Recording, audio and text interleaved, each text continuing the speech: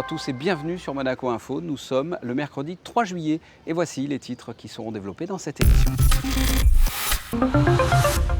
Les commémorations du prince Albert Ier se poursuivent avec deux nouvelles cérémonies, c'est ce que nous verrons dans ce journal. Le club des résidents étrangers de Monaco vient de fêter son 9e anniversaire, l'occasion de dresser le bilan écoulé. La nouvelle saison du Théâtre du Fort-Antoine a été lancée hier soir avec une première pièce, la Conférence des oiseaux. Notre invité de la semaine sera justement Joe Bullitt, le programmateur du Théâtre du Fort-Antoine. Il nous parlera de cette saison.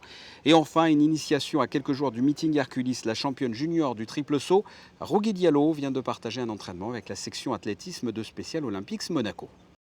Les 30 et 31 octobre prochains, Monaco accueillera un rendez-vous très important de la francophonie, la conférence ministérielle. Plus de 450 personnes représentant 88 États ou gouvernements y participeront.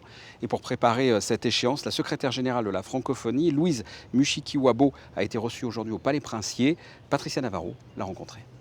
La conférence ministérielle est une des instances des réunions officielles statutaires de la francophonie. Il y a donc le niveau des ambassadeurs, le conseil permanent de la francophonie, c'est au niveau ambassadorial.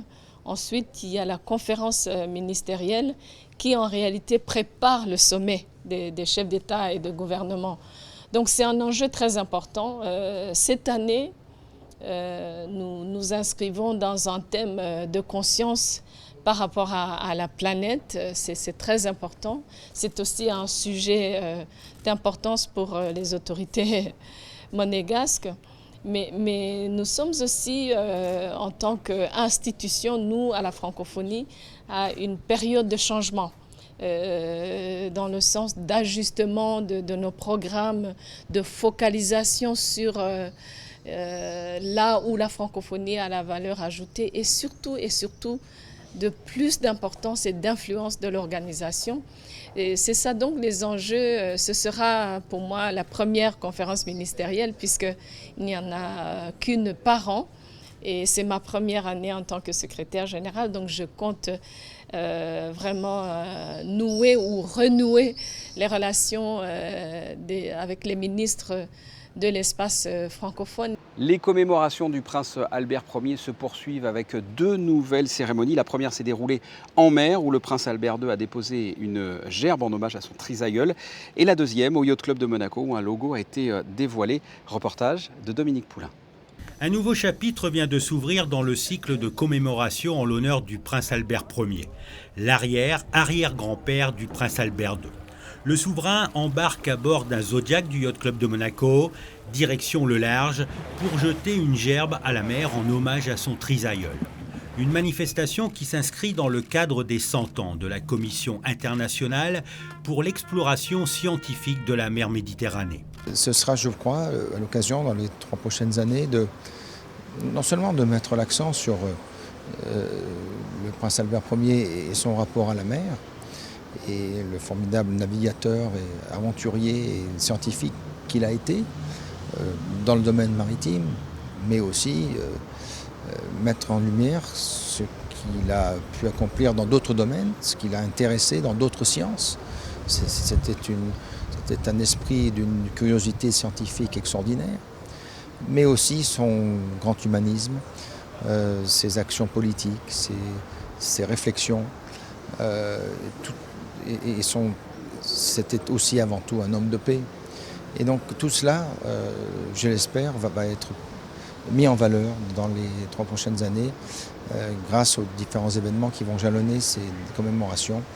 Et je pense qu'on aura une lecture encore plus complète de ce grand homme qu'a été le prince Albert Ier. Autre temps fort, le dévoilement d'un logo à l'effigie du prince Albert Ier, le père de l'océanographie moderne, connu également à l'international pour son engagement en faveur des mondes marins, en multipliant les explorations et les découvertes. Je crois que si le prince souverain a choisi un logo qui ne fasse pas explicitement allusion au prince navigateur, au prince savant, c'est pas du tout évidemment pour minimiser cet aspect de son œuvre qui est majeur, mais c'est sans doute pour susciter le comité, le conduire sur une voie qui l'invite à justement creuser à cette occasion, puisque ce sont sans doute des facettes qui ont été moins étudiées, qui sont moins inconnu, son rôle de pacifiste, son rôle de diplomate avant la Première Guerre mondiale, notamment entre la France et l'Allemagne, donc un rôle majeur dans les relations internationales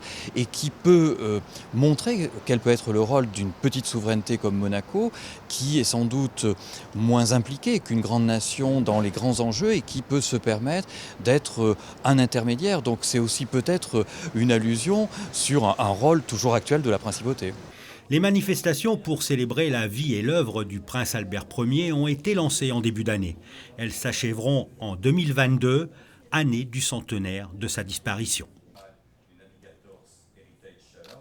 Direction la Villa Quai-Largo sur la digue de Cap d'Aille où le club des résidents étrangers de Monaco a fêté son 9e anniversaire, l'occasion de dresser un bilan de toutes ces années.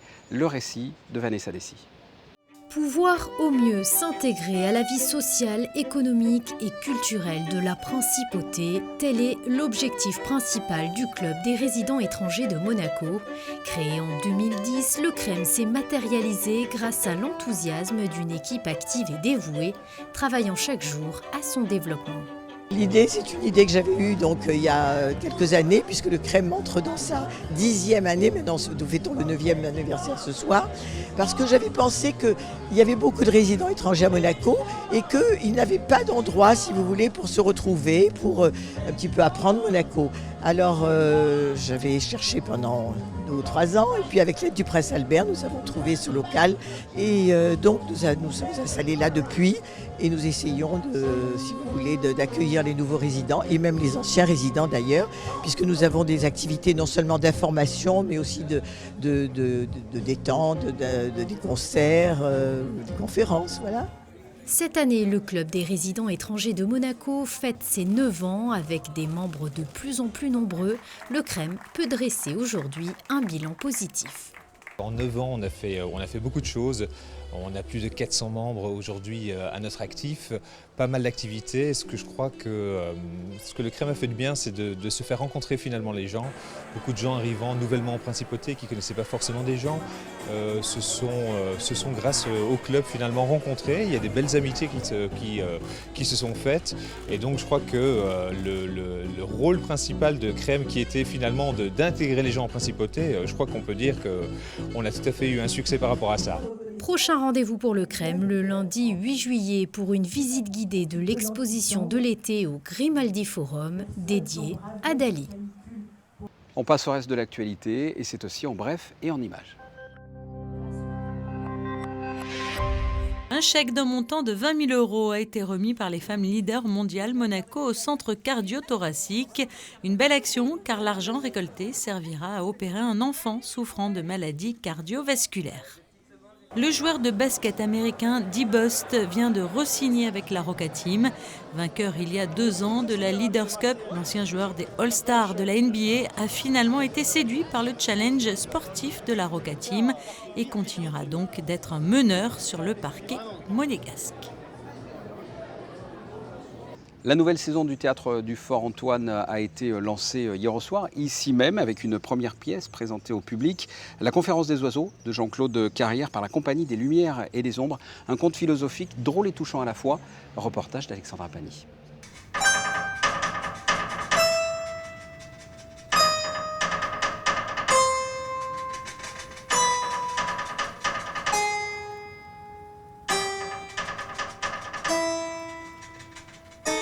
Acteurs sur scène, moitié humains, moitié oiseaux, des textes profonds, mais aussi des chants et de la danse pour ce conte du XIIe siècle écrit par le persan Farid Al-Dinatar.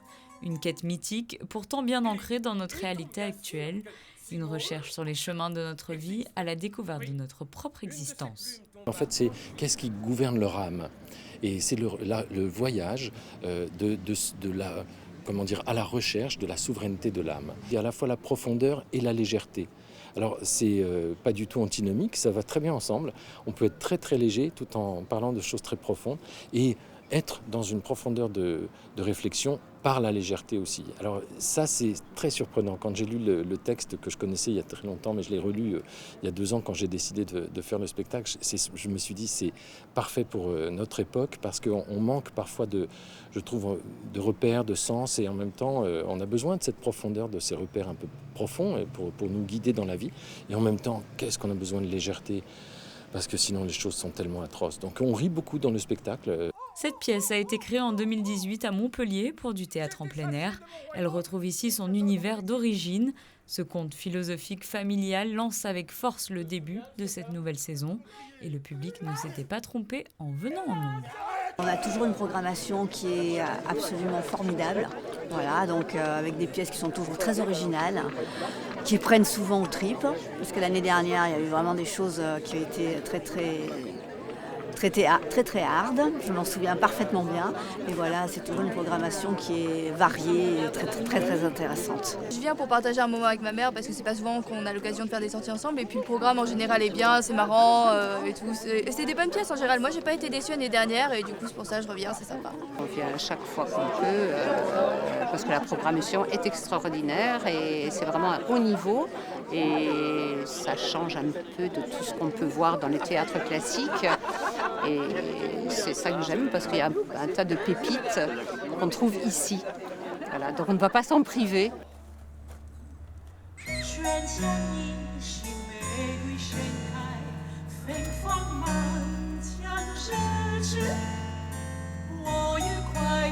Ils ne sont pas seulement des accessoires indispensables à la pièce, ces masques sont de véritables œuvres d'art. Les masques sont d'un artiste allemand qui s'appelle Kuno Schlegelmilch, qui a travaillé avec beaucoup de metteurs en scène comme Patrice Chéreau ou Bob Wilson. Les masques sont en tulle et en osier, c'est sa technique personnelle qu'il a inventée. Ils sont peints à la main avec son assistante Hélène Wyss. Ils ont travaillé 4 mois pour les réaliser sur mesure. Tels que vous le voyez derrière moi, ils sont posés sur le visage de chaque acteur qui a été moulé et qu'on a reproduit ici pour que les masques restent en forme, mais aussi que ça prenne sens dans le spectacle. Entre rire et émotion, le public savoure pendant 1h20 cette drôle de danse d'oiseaux où chacun se retrouve dans les souffrances, l'humanité ou encore la poésie décrite par les comédiens. Prochain rendez-vous pour les amateurs de théâtre en plein air, le mardi 9 juillet avec une pièce à l'humour corrosif, Zai Zai Zai Zai.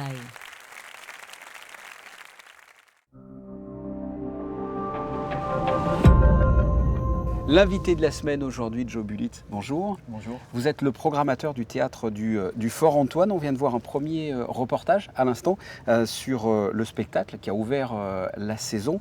Une saison qui en est déjà à sa 49e édition. 49e édition, j'imaginais pas. Oui, c'est vrai que beaucoup de gens se disent mais 49, mais où est-ce qu'on était? Pourquoi on a loupé peut-être tant de saisons que ça? Et c'est incroyable parce que d'ailleurs 49 ça fait partie d'une saison très ancienne qu'on pourrait comparer à d'autres, mais c'est vrai que même moi je suis assez surpris de dire ça y est, on va arriver à 50, on va dire, ce chiffre un peu rond. Pourquoi? C'est parce qu'il y a eu il y a eu des évolutions. Ça pas je ne sais pas si c'est une évolution, mais en tout cas il y a eu des périodes où des gens apportaient leur univers. Donc M. Battaglini qui était là avant, qui avait créé aussi cette saison, qui a donné une influence. Une influence propre musicale, théâtre de tréteau, enfin en tout cas une ambiance très conviviale, comme c'est toujours d'ailleurs. Après il y a eu Béatrice Dunoyer aussi qui a repris un peu la suite avec les travaux du port qui a fait que le Fort Antoine s'est retrouvé dans la ville. Oui, on appelait ça d'ailleurs le Fort Antoine dans la ville, exactement, et ça a duré plusieurs années, qui était aussi une façon de découvrir d'autres formes artistiques. Et ça c'était très intéressant, notamment pour les spectateurs, pour Monaco, de découvrir que les gens pouvaient travailler sur une place, pratiquement sans rien, et nous faire vibrer également. Et puis, d'improvisation de rue presque. Oui, improvisation, entre préparation. Oui. Une construction, une scéno, puis les auteurs se sont mis aussi à écrire pour la rue, donc c'était très intéressant. Et puis mon arrivée où là on a voulu créer aussi une saison vraiment théâtrale, purement théâtrale. Donc voilà, il y a des univers et 49 quoi, voilà, on en est là, c'est incroyable. Quelle est justement l'âme de, maintenant on appelle ça le théâtre du Fort Antoine, quelle est l'âme de ce théâtre, de cette saison? L'âme, ouais, c'est un grand mot ça, quelle est l'âme? Je crois que l'âme, il y a... Du lieu peut-être. Oui, voilà, je pense qu'ici, les compagnies, quand ils arrivent, ou le spectateur, quand il descend, il y a quelque chose, l'âme, voilà, c'est ça, il y a quelque chose d'habité, en tout cas. Cet entre-là qui laisse la place aux comédiens de s'exprimer sur des auteurs, sur des textes incroyables. Ça, et depuis quelques années, on sent qu'il y a une vibration dans cet espace. On vient, quand on arrive ici, cet amphithéâtre, les gens, il y a quelque chose, quoi. Ils se passent, ils se mettent au milieu, enfin au centre, tout d'un coup, la voix résonne. Et pourtant, il n'y a plus rien après. Enfin, je veux dire, c'est éphémère, cette illusion. Je pense que c'est ce qui donne cette âme, parce que l'âme, qui la touche, en fin de compte. Voilà, c'est ça. Donc chacun retrouve sa propre âme à l'intérieur de ce théâtre. Le thème de cette année, 2019, est-ce qu'il y en a un? J'ai vu qu'il y avait, en regardant un peu toutes les pièces, 7 pièces au total, il y avait un rapport des fois à l'animal. Est-ce que c'est un thème principal? Oui, non. Oui, on n'a pas voulu mettre de thème parce que c'est toujours très délicat de mettre un thème. Il suffit qu'il y ait une pièce ou deux qui sortent un peu du système, même si on arrive à trouver un lien, parce qu'il y a un lien en tout cas. Automatiquement, sur chaque saison, il y a un lien. Et cette année, c'est vrai, on aurait pu mettre un thème comme le bestiaire, par exemple. Bestiaire humain. Puisque dans le programme, il y a des références, la conférence des oiseaux, évidemment. Mais les oiseaux, c'est nous. Donc voilà, ce rapport avec la bête, avec l'humain, voilà, je pense que c'est ce thème qui aurait peut-être bien été calqué sur notre saison, puisqu'on retrouve du premier avec les buffles, les lions, on retrouve Malvolio, qu'on appelle ça, cette volaille, tu vois, ce côté très très animal, entre la poule, on ne sait pas trop ce que c'est ce personnage. Et puis on termine par Stockholm avec... Ça sort de Shakespeare, ça? Oui, très bien, bravo. Oui, on va en parler après. Et on finit par Stockholm, où là, quand j'ai vu la pièce, il y a ces deux personnages, il y a cet acteur qui tout d'un moment se retrouve un peu dénudé, style un minotaure, allongé sur... Je me dis, ben oui, ce thème, il est là. Non. Mais bon, on n'a pas posé, mais en tout cas, on peut prendre ça comme thème, bestiaire humain. D'où viennent ces troupes? Comment est-ce que vous les sélectionnez? C'est tout au long de l'année? Comment ça se passe? Comment vous sélectionnez les pièces qui sont présentes cette année? Alors j'ai la chance avec Monaco, avec le gouvernement, les affaires culturelles, d'avoir des missions, en fin de compte. Donc je gère mes missions. C'est quand même assez sympathique de se dire où je vais rencontrer ces compagnies, où je vais tout d'un coup, pourquoi je vais me retrouver là. Et en fin de compte, c'est une grande recherche, mais c'est une recherche perpétuelle, tout le temps. Dans la tête, il y a toujours il y a un déclic, il y a cette envie de découvrir, en fin de compte. Curiosité de dire, mais j'ai vu un thème, j'ai entendu quelque chose, les collègues me disent, tiens, est-ce que tu as vu notamment Zai, tu vois, qui est sorti au mois de mai, c'est ça en gros. C'est le prochain, je crois que c'est celui de mardi prochain. Oui, c'est ça. Donc, à voir, il y a un truc incroyable, et c'est vrai. Donc, c'est toute l'année. C'est des recherches sur des thèmes, sur des textes, sur des auteurs, metteurs en scène. Voilà, en fin de compte, c'est... Je ne sais pas, des fois, je ne comprends pas trop comment je me retrouve à un moment à Bourg-en-Bresse. C'est pas forcément Paris ou Avignon. Ou Avignon, pas du tout. Pas systématiquement. Non, c'est pas systématiquement. Je peux me retrouver à Bordeaux, à Bayonne, tout d'un coup, parce que il y a un truc qui me plaît bien, qui m'intéresse beaucoup, et puis un thème à développer. Et la chance avec le Théâtre du Fort-Antoine, c'est que c'est l'été, et qu'on peut tout d'un coup se dire, dans l'année, au mois de mars, avril, ce qui est incroyable, tiens, je vais voir cette pièce, si je peux, j'ai la programme 2 mois après. C'est génial. C'est pas possible, dans d'autres théâtres, ils le disent 1 an à l'avance, voire 2 ans. Donc c'est un petit... ça, c'est quelque chose de plus qu'on peut se permettre, en fait, que je peux me permettre. Des coups de cœur là pour cette saison, 7 pièces. Faut pas dire ça. Faut pas dire. Mais ouais. Il y a 7 coups de cœur en fait. Ouais, c'est hyper compliqué de dire tout d'un coup dans un programme, je sais pas, quel est le truc. Alors d'abord, ça va rendre jaloux les autres. C'est une question de journaliste en règle générale. Ça va rendre jaloux les autres parce qu'ils vont dire ouais, je comprends pas, je crois que c'était moi le coup de cœur et tout d'un coup, j'apprends que c'est. Non, il y a des coups de cœur, c'est tous des coups de cœur. Et surtout des coups de cœur parce que chaque pièce est variée. Donc j'ai un coup de cœur parce que ce théâtre, il va être engagé avec Stockholm, avec la conférence des oiseaux, parce que c'est un texte très bouleversant. Oui, je vais être engagé sur Zai parce que d'un coup, par l'humour corrosif, on va nous apprendre que notre société devient absurde. Donc c'est ça, et c'est des coups de cœur parce que tout d'un coup, chaque pièce, chaque thème me donne envie, me fait vibrer totalement. Donc c'est organisé par la direction des affaires culturelles, c'est gratuit, mais il faut réserver. Oui, alors voilà. Comment on procède? Alors voilà. Alors parlons, parlons un petit peu, on va dire logistique, organisation. Oui, alors c'est gratuit. c'est extraordinaire. J'ai un petit mot là-dessus parce que franchement, c'est parce que c'est gratuit que voilà, on arrive, on sort, on rentre. Non, on fait une saison très dans l'excellence de la qualité, pas élitaire, mais vraiment de la qualité pour montrer que le théâtre aussi peut être vu par tout le monde. Et c'est pas quelque chose qui touche justement une certaine population, etc., niveau social. Donc c'est gratuit. Et ça, incroyable, les gens viennent, mais il faut aller retirer les billets, évidemment. Ouais. Parce qu'on ne voulait pas que les gens arrivent là et qu'il n'y ait plus de place et repartent chez eux. Donc on a fait une billetterie pour que les gens puissent se poser, être tranquilles pour dire j'ai ma place. Et pour faire la démarche déjà d'aller chercher une place. La démarche déjà pour dire je veux venir voir, ça m'intéresse. Pas des gens qui vont se balader, enfin qui vont s'asseoir, se lever 10 minutes après. S'asseoir, partir. La démarche de venir, de s'installer, d'être sûr de pouvoir trouver sa place. Donc c'est à l'office de tourisme, de 9h à 19h, tous les jours. Job Ulyte, merci infiniment d'avoir répondu à mes questions. Merci.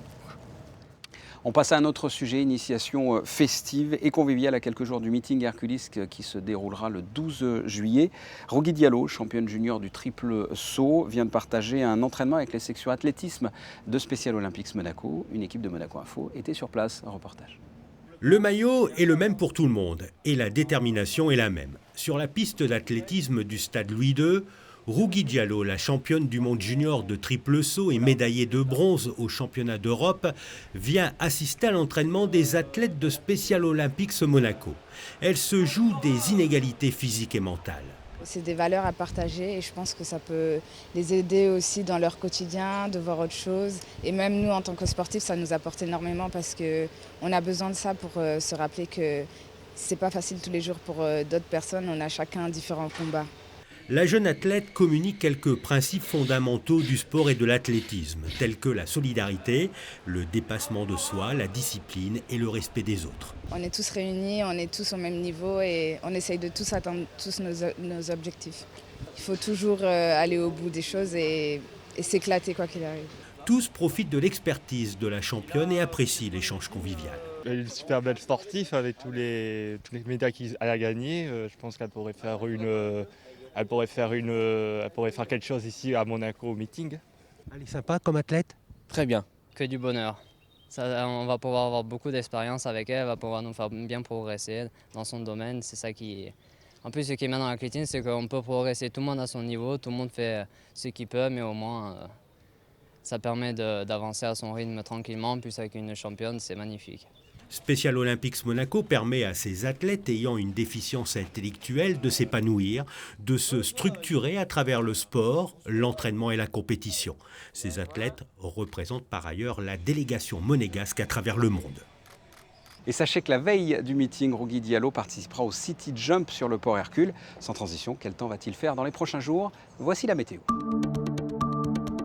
Les 2 prochaines journées seront belles et ensoleillées avec un mercure élevé, 29 degrés vendredi au meilleur moment de la journée. Le week-end et le début de semaine seront partagés entre le gris et le bleu, ce qui entraînera l'arrivée de la pluie et des orages mardi. Ce journal est terminé. Merci de votre fidélité. La suite de vos programmes sur Monaco Info. À très bientôt. Au revoir.